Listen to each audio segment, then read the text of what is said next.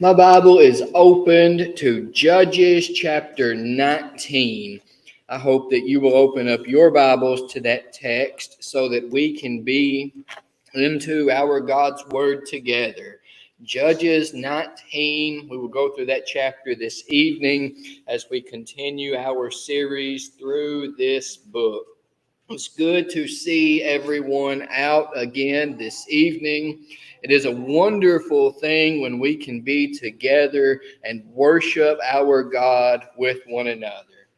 As we are nearing the end of the book of Judges, we're going to do these last three chapters as a part 1, 2, and 3 to kind of in a way, sum up what this book has been looking at in totality of this concept of what happens when one lives in a way that is right in our own eyes. And so we'll be looking at this as part 1 of being right in our own eyes. And these last 3 chapters are going to bear out several lessons for us that I think we're going to find especially pertinent, especially applicable to our lives today. We've tried to make all sorts of application along those lines as we've gone through these books, or through these chapters of this book, rather, but of our culture at large, of what's going on inside of our world, of what happens when you have a culture and a world who lives right in its own eyes.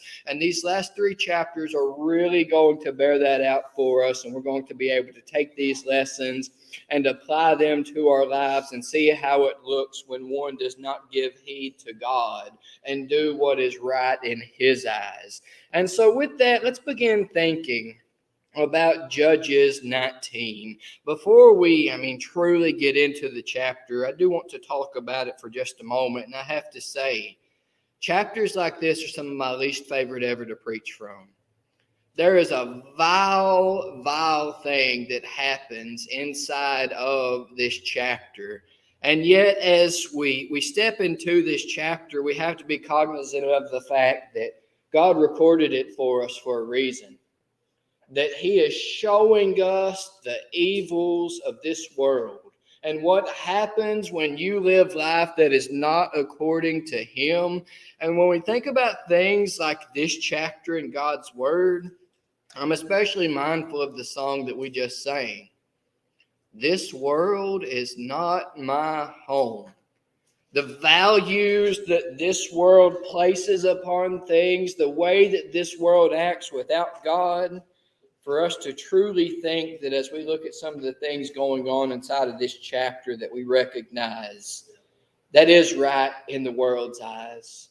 The world acts in such a vile manner, but this world is not to be our home. So with that, let's actually get into the text in Judges 19. Let's look in verse 1 beginning. In those days when there was no king in Israel. Pause there for just a moment. Have the same thing to say about this as I did when we looked at a similar phrasing back in chapter 18. Even though it does not include the second half of the phrase, this is put into the text as a literary device to let us know it's setting up this same picture as when the phrase was used in 17:6 and when it is used at the end of the book. In those days there was no king in Israel, and what do the people do when there's no king in Israel? They do what is right in their own eyes. And so even though the second part of the phrase isn't included, that is what the text is calling to our minds in the usage of this phrase. And so with that, continue verse 1. A certain Levite was sojourning in the remote parts of the hill country of Ephraim, who took to himself a concubine from Bethlehem in Judah, and his concubine was unfaithful to him, and she went away from him to her father's house at Bethlehem in Judah, and was there some 4 months. And so here we are introduced to this Levite, and this does appear, just from the way he is introduced in the text, to be a different Levite from the previous two chapters. We are introduced to this Levite who takes a concubine for himself from Bethlehem in Judah. And what we are told about this concubine is that she is unfaithful. She plays the harlot, your translation might say, and she leaves this man who has taken her, and she goes to her father's house, and she stays there, as we saw in the text, for some 4 months. And so then, after this period in time, verse 3, then her husband arose and went after her to speak kindly to her and bring her back. He had with him his servant and a couple of donkeys, and she brought him into her father's house. And when the girl's father saw him, he came with joy to meet him. And so after this period of time that she has been gone, she has acted unfaithfully and she has left, he goes that he might speak gently with her. He goes to act as her husband and to bring her back to him, that she might come back to their home and live. And you see that this girl's father, she is glad to see, or he rather is glad to see this man. And as he has come to fetch his concubine, as he has come to get her, his father-in-law, does not want them to leave. He's going to postpone their leaving again and again and again, as you pick up verse 4. And his father-in-law, the girl's father, made him stay, and he remained with him 3 days. So they ate and drank and spent the night there. And on the 4th day they arose early in the morning, and he prepared to go. But the girl's father said to his son-in-law, "Strengthen your heart with a morsel of bread, and after that you may go."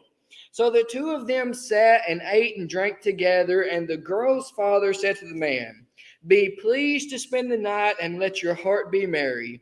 And when the man rose up to go, his father-in-law pressed him till he spent the night there. And on the 5th day he arose early in the morning to depart. And the girl's father said, "Strengthen your heart and wait until the day declines." So they ate, both of them. And when the man and his concubine and his servants rose up to depart, his father-in-law, the girl's father, said to him, "Behold, now the day has waned toward evening. Please spend the night. Behold, the day draws to its close. Lodge here and let your hearts be merry, and tomorrow you shall arise early in the morning for your journey and go home." Those of you who have family that you enjoy being with, that you love having in your presence, you get this, don't you? They come and they visit, and the end of the visit is coming. You still have a little while longer to stay. Stay just a little while longer with us. And they stay a little while longer, and the end of that little while comes, and just a little bit longer. You don't have to leave right now. At the end of the meal, you can leave after that. And the end of the meal comes. Maybe after dessert. You wouldn't want to leave without having dessert, would you? And you want to keep them there as long as you possibly can. Here's this father-in-law who has come out, and he has met this man with joy. And so he wants to keep him and his daughter there for some time. But after having been there all of these days, they've stayed and they've stayed and they've stayed. As their delay of journey has happened, finally we come to verse 10. But the man would not spend the night. He rose up and departed and arrived opposite Jebus, that is, Jerusalem. He had with him a couple of saddled donkeys, and his concubine was with him. So eventually it comes time, even as we have to depart with those loved ones, the man says, we have to get going.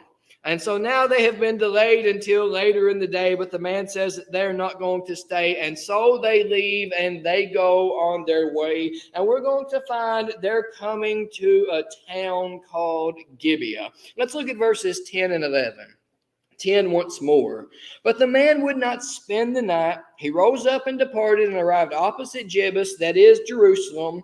He had with him a couple of saddled donkeys, and his concubine was with him. When they were near Jebus, the day was nearly over, and the servant said to his master, "Come now, let us turn aside to this city of the Jebusites and spend the night in it." And so once more, since they have left later in the day, they did not get as far as coming home. They've only come near to Jebus. And so the day is nearly over, and the servant says, "Let's go to this city of the Jebusites. Let's stay in this city." But the man replies to him, verse 12, "And his master said to him, We will not turn aside into the city of foreigners who do not belong to the people of Israel, but we will pass on to Gibeah." And he said to the young man, "Come and let us draw near to one of these places and spend the night at Gibeah or at Ramah." And so here he says that they're not going to stay in this city of foreigners. Rather, they will stay either in Gibeah or Ramah. And I should carry that through 14. So they passed on and went their way, and the sun went down on them near Gibeah, which belongs to Benjamin. You would expect from this point in the story for things to go very well. This man says, in particular, we're not going to stay among the peoples of this land. We're not going to stay with these foreigners. We're specifically going to go a little bit further, and we're going to stay in one of these cities that are of God's people. We're going to go to either Gibeah, we're going to go to Ramah, we're going to go to a city of Israelites. And so you would expect the story to go very well from this point forward. And I said in the beginning, it doesn't. And if you are familiar with this story, you know where we are headed, but let's continue on. Verse 15. "And they turned aside there to go in and spend the night at Gibeah. And he went in and sat down in the open square of the city, for no one took them into his house to spend the night." Let's pause there for just a moment, because we're not going to put a lot of emphasis after we read the text in its entirety. You expect someone of Israel, you expect someone of their kinsmen who is going to come and invite them into their homes, knowing for them to not need to stay in the square. And so the text does take its time to point out that at this point in time where you would think someone would have invited them, no one as of yet has invited them. But verse 16, "And behold, an old man was coming from his work in the field at evening. The man was from the hill country of Ephraim, and he was sojourning in Gibeah. The men of the place were Benjaminites. And he lifted up his eyes and saw the traveler in the open square of the city. And the old man said, 'Where are you going, and where do you come from?' And he said to him, 'We are passing from Bethlehem into Judah to the remote parts of the hill country of Ephraim, from which I come. I went to Bethlehem in Judah, and I am going to the house of the Lord, but no one has taken me into his house. We have straw and feed for our donkeys, with bread and wine for me and your female servant, and the young man with your servants. There is no lack of anything.' And the old man said, 'Peace be to you. I will care for you and all your wants, only do not spend the night in the square.' So he brought him into his house and gave the donkeys feed, and they washed their feet and ate and drank. And so as this man comes and asks him, 'What are you doing here? Where are you going? Where have you come from? What's happening?' And the man goes on to explain, 'We won't be any burden to you. We have everything to take care of our needs. In fact, we could give some to take care of you. We won't be any burden at all.' And the man says, 'Be at peace about that. Peace be, you don't have to worry about those things. I will care for your wants.' And then he utters what, when you see in context, is a really ominous saying. Only do not spend the night in the square. As I make a point of comparison here, it's going to sound like I'm making a joke. I'm really not. But I want to kind of make parallels so that we understand the ominous nature of this statement. It's almost like when you're watching a horror movie and the group says, let's split up, and you know something terrible is about to happen. That feeling of recognizing that within the phrase, this man says, only do not spend the night in the square. This man knows something about this city. This man knows it is not going to be safe for him and for his servants if he is to spend the night in the square. And so with that, let's think about the rest of this chapter and look at Gibeah's vile act here, verse 22. As they were making their hearts merry, behold, the men of the city, worthless fellows, surrounded the house, beating on the door, and they said to the old man, the master of the house, bring out the man who came into your house, that we may know him. I do not think that I need to go into detail about what the men of the city are saying here. I think we understand the biblical language of what these men are saying as they are saying, that we may know him.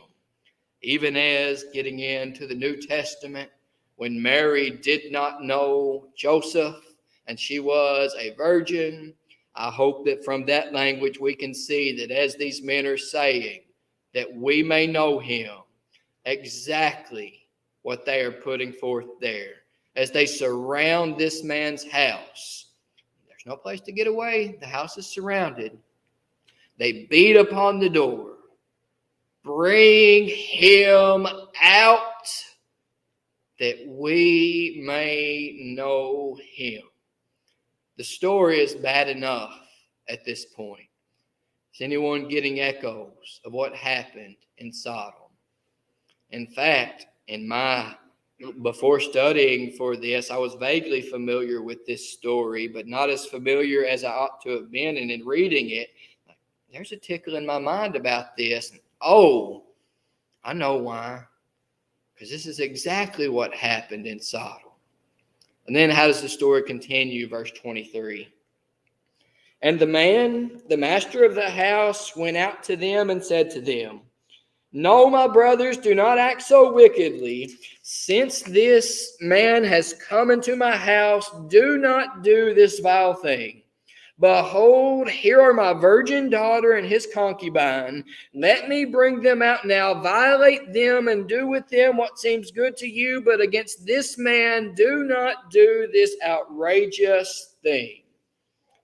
Once more, Sodom is echoed, as someone else is offered in place of the man who is staying within the home. And I do want to note that nothing noble or virtuous is being done here, as these women are being offered up to this position, certainly allowing the man to stay within his home and offering the protection to this man is a noble and good thing. But the offering up of the women to this action is not noble or virtuous at all. But this is what he does. As he tries to dissuade these men from their desire for the man that is within his house. And notice that they don't want that. The men of the city refuse to listen to this offer, verse 25. But the men would not listen to him. So the man seized his concubine and made her go out to them, and they knew her and abused her all night until the morning. And as the dawn began to break, they let her go. The men refused to listen to that offer. I personally, being in that situation, I would be very glad that they refuse to listen to that offer. Because that means we are all staying inside of these walls. But what does the man who has the concubine do? He takes his concubine and makes her go out. And what do they do to her? And they knew her. And they abuse her all night. Once more, I do not have to spell out in explicit language what these men do to this woman. And to note how absolutely vile what they do is. And what an absolutely vile thing it is that this man takes her and puts her outside in this position. And then, we think the story is bad enough, but it doesn't get any better. Continue on. Verse 26. And as morning appeared, the woman came and fell down at the door of the man's house where her master was until it was light. And her master rose up in the morning, and when he opened up the doors of the house and went out to go on his way, behold, there was his concubine lying at the door of the house with her hands on the threshold. And he said to her, "Get up, let us be going." But there was no answer. Then he put her on the donkey, and the man rose up and went away to his home. Do you notice the shift in language from the beginning of the story to right now? In the beginning of the story, her husband goes to get her. In the beginning of the story, her man goes to get her and speak gently to her and bring her home. Do you see the language used here? Early in the morning, her master rises up. And then he opens up the door. What do you know? There she is, laying on at the door, her hands upon the threshold. You can see in this picture, she's trying to get back inside. And what's he say to her? So sorry that this has happened to you. I hate the vileness of the men of this city. Get up. Let's be going. Nothing too bad must have happened. And she doesn't answer him. The text is telling us that at some point, this woman dies. She is abused to death. And what is his care for her? Get up. Let us be going. Now, we will see, even at the end of this chapter, and as we go into chapter 20, justice will be sought, and we'll be able to take that and make application as well. But what do you see happening in this moment right here? Get up. Let us be going. Where is his mercy? Where is his love? One, in the fact that he put her out there. But two, having to see her in this position that he put her in. Get up. Let us be going. Let us continue the text until the end of the chapter, picking up in verse 29. And when he entered his house, he took a knife, and taking hold of his concubine, he divided her limb by limb into 12 pieces, and sent her throughout all the territory of Israel. And all who saw it said, "Such a thing has never happened or been seen from the day of that people of Israel, or seen from the day that the people of Israel came up out of the land of Egypt until this day. Consider it, take counsel, and speak." Some who know a little bit more about the language in verse 30 have commented that this can be rendered justifiably as meaning that he cuts up her body and sends it out for the purpose of the people saying this. I do think that those who have translated our scriptures know what they're doing as far as translation goes. And so the way the ESV, and I think all All translations follow this, that this is what the people said. But one, again, has brought out, it could be that he has sent the body with the expectation of them saying this. But I think that we can bring both into the picture, because as we ask the question, what's the purpose?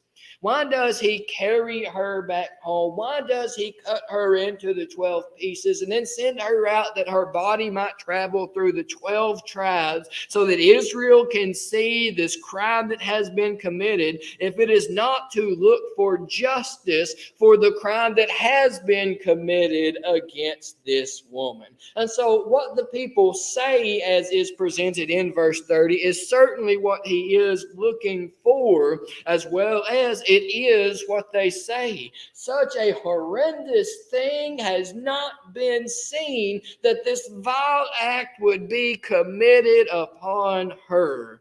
And so he is looking for justice.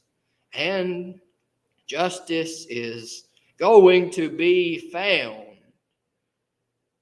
But would that justice be needed if he hadn't acted in the way that he did, and took his concubine and put her out? If he had acted with the love and the mercy and the courage to say, no one is going to be going outside of this door tonight. And he did. Gibeah acted so completely vilely in this, as well as they bring the action about. As they act in this way, Israelites, the man said, I'm not going to stay in a city of foreigners. I'm going to go and I'm going to stay in Israel. I will stay in Gibeah, a town of Benjamin. And Israel acted this way. And as we think about this story, I want to come to us making application. There's probably, in fact, I know that there are more than 2 points of application that we can make out of this story. But I want to hammer home 2 points of application when we think about how we live and act, when we act in a way that is right in our own eyes. First, this story tells us when we do what is right in our own eyes, Israel becomes Sodom. When we do what is right in our own eyes, we become like Sodom. Because that's exactly what happened in Sodom. I've already talked about the echoes of Genesis 19 that happen inside of this chapter, where you have strange men come into a town. They're invited to stay in the home of one who is righteous, trying to protect them from the people of the city. When the people come anyway, a knocking, women are offered to them. The people don't want the women. The story begins to break at that point as the angels blind the men of Sodom. But the echoes of the story are so loud and clear, and similar language is used so loudly and clearly, that I cannot help but to think that the author wants us to read this and hear Sodom. Do you see how the people of Sodom acted? Well, Israel, doing what's right in their own eyes, are acting like Sodom. And if we think that we're any different, we say, I can do what is right in my own eyes and not become Sodom, we're fooling ourselves. Because that's exactly what happens when we're wise in our own eyes. That is exactly what happens when we turn away from the Creator. That is exactly what happens when we set ourselves up as gods and say, I can decide what's right for me, far be it from some God to tell me what's right and what's wrong. I can make that decision. I can be my God. And we become Sodom. That's the second half of Romans 1, isn't it? In fact, let's read that together. Let's look in Romans 1, and we're going to begin in verse 18, and we will read the totality of this text together. Romans 1, beginning in verse 18. For the wrath of God is revealed from heaven against all ungodliness and unrighteousness of men who by their unrighteousness suppress the truth. For what can be known about God is plain to them, because God has shown it to them. For his invisible attributes, namely his eternal power and divine nature, have been clearly perceived ever since the creation of the world and the things that have been made, so they are without excuse. For although they knew God, they did not honor him as God or give thanks to him, but they became futile in their thinking, and their foolish hearts were darkened. Claiming to be wise, they became fools and exchanged the glory of the immortal God for images resembling mortal man and birds and animals and creeping things. Therefore, God gave them up in the lust of their hearts to impurity, to the dishonoring of their bodies among themselves, because they exchanged the truth about God for a lie, and worshipped and served the creature rather than the Creator, who is blessed forever. Amen. For this reason, God gave them up to dishonorable passions, for their women exchanged natural relations for those that are contrary to nature. And the men likewise gave up natural relations with women, and were consumed with passion for one another, men committing shameless acts with men, and receiving in themselves the due penalty for their error. And since they did not see fit to acknowledge God, God gave them up to a debased mind to do what ought not to be done. They were filled with all manner of unrighteousness, evil, covetousness, malice. They are full of envy, murder, strife, deceit, maliciousness. They are gossips, slanderers, haters of God, insolent, haughty, boastful, inventors of evil, disobedient to parents, foolish, faithless, heartless, ruthless. Though they know God's righteous decree that those who practice such things deserve to die, they not only do them, but give approval to those who practice them. Do you see what happens right there at the end of the list? Foolish, faithless, heartless, ruthless. What happens when people give up God? What happens when people turn their backs on God and God gives them up? It's not virtue. It's not purity. It's not goodness. It's not love. Heartless. Ruthless. Israel becomes Sodom. When we do what is right in our own eyes, and that's exactly who's described in Romans 1, claiming to be wise, when we do what is right in our own eyes, we become like Sodom. Secondly, and finally, when we do what is right in our own eyes, we fail to properly honor women. And I think that this is such a huge thing within our culture today, that as we look out at what is going on in our world, as we think about, I've brought this up as an example so many times. I try not to harp on the issue, but it is a big issue of our day. As we think about the transgender movement of men who take upon themselves the moniker of woman, and you look at the degrading of woman, that as they take upon the moniker of woman, what do they become? How do they become woman in their mind?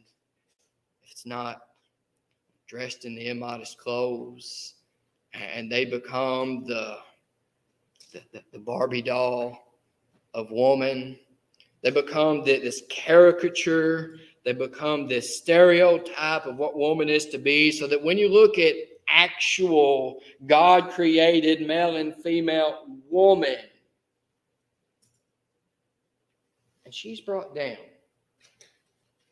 she is not honored with all of the the blessing and the grace that God has given to woman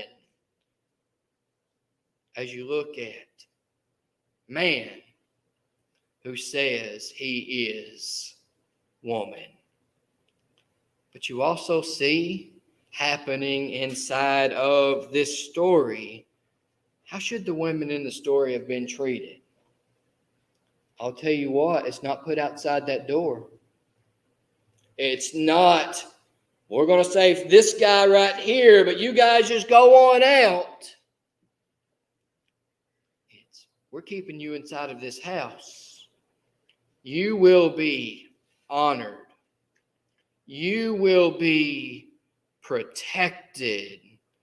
You will be treated as if you were the weaker vessel. Consider 1 Peter 3 and verse 7 here. There are some points that aren't one-to-one in this text, but I was trying to keep it where we didn't have to make a whole bunch of connections here, and I do think that this text will make our point well enough. But if you look in 1 Peter 3 and verse 7, likewise, husbands, live with your wives in an understanding way, showing honor to the woman as the weaker vessel, since they are heirs with you of the grace of life, so that your prayers may not be hindered. What do you see in this text? She is to be honored.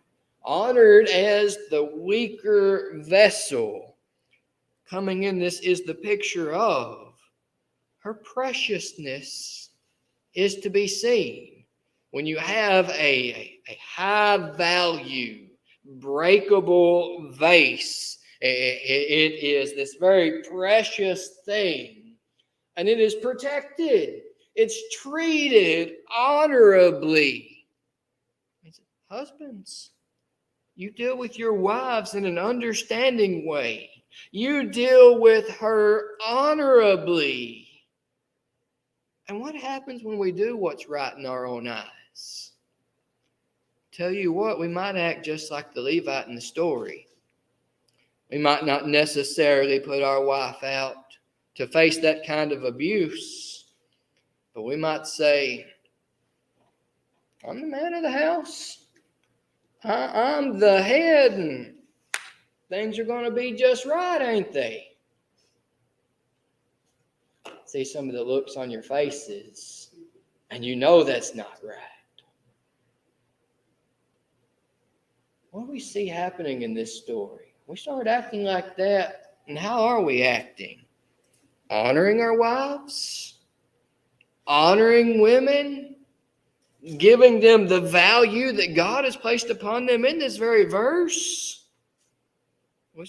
It's right in my eyes. I mean, I didn't hit her, did I? I didn't go that far. But are we honoring? Are we lifting up? Are we placing value where value is placed?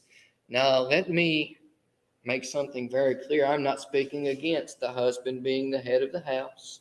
God speaks to that nature. God speaks to the order that He has given our homes, and to speak against that is to speak against God. But do we behave in such a way that we live with our wives in an understanding manner and honor her as the weaker vessel, as is presented in this text? I'll tell you who didn't. The Levite didn't. You see the treatment of his wife, and that just becomes a very strong example for us to be able to take and make application, because once more, we might not put our wife outside that door, but do we treat her in the same manner? And that's a valuable lesson for us to learn, because that's exactly how we act when we do what's right in our own eyes. Instead of giving ourselves over to, as we talked about last week, the righteous king who leads us in the path of 1 Peter chapter 3 and verse 7. And he shows us how we are to live life. So with that, we will bring things to a close this evening. Have you been living life in a way that is right in your own eyes? And you are not submitting to the King. Perhaps you don't see yourself acting like Sodom yet, but you live long enough according to your own eyes, and you're going to find yourself right in Romans chapter 1. You have begun life down that path, and now is the time to change it. Now is the time to turn away from looking like this world. Stop living according to your wisdom and sight, and start living according to that of our God. If there is anything at all this evening that we can do to help you in your walk with God, won't you come while we stand and sing the song selected?